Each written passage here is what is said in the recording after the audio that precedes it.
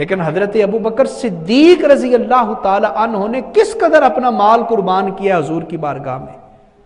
اللہ اکبر. حضور نے فرمایا، یہ جو حدیث میں آپ کے سامنے رکھنے لگا ہوں نا، ذرا دیکھیں کہ بیٹے ہوتے ہیں نا، بیٹے وہ سارے باپ سے محبت کرتے ہیں، لیکن کچھ بیٹے ایسے ہوتے ہیں جو مہینے بعد صرف 1000 دیں گے، کچھ ایسے ہوتے ہیں جو 5000 دے دیں گے، اور کچھ بیٹے ایسے ہوتے ہیں جو پوری تنخواہ لا کے ابا جی کو دے دیتے ہیں.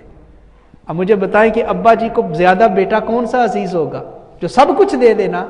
تو پھر ابا جی کی دعائیں بھی تو اسی طرح نکلتی ہیں. یہ دنیا کا معاملہ ہے. لیکن دیکھیں حضرت ابو بکر نے مال خرچ کر کے حضور کو کتنا راضی کیا ہے، اور حضرت صدیق اکبر نے حضور کو کتنا خوش کیا ہے. اس کی ایک جھلک دیکھیے گا. حضور نے فرمایا، مجھے کسی کی دولت نے اتنا نفع نہیں دیا جتنا نفع مجھے ابو بکر صدیق کی دولت نے دیا ہے. یہ جملے دیکھیے آپ، اور حضرت ابو بکر صدیق کی وفائیں دیکھیں حضور کے ساتھ. حضور نے یہ جملہ اور کسی کے لیے نہیں کہا. آپ ذرا اس کی چاشنی دیکھیں، اور ان جملوں کے اندر حضور کے دل میں حضرت ابو بکر کی جو محبت کوٹ کوٹ کے بسی ہے نا، ذرا اس کی ایک جھلک دیکھیے.